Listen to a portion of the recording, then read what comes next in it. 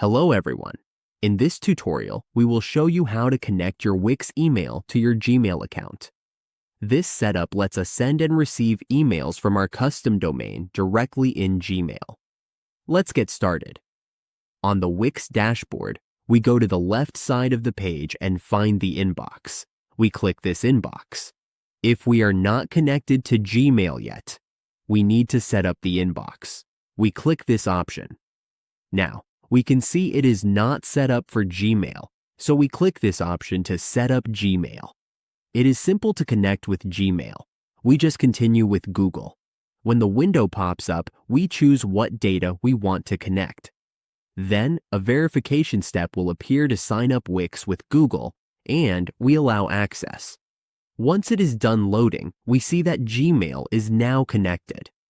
As we go to the inbox, we notice the new connection.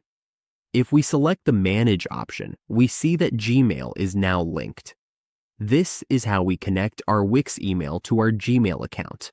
Once everything is set up, we can manage our domain email easily from Gmail and never miss any messages.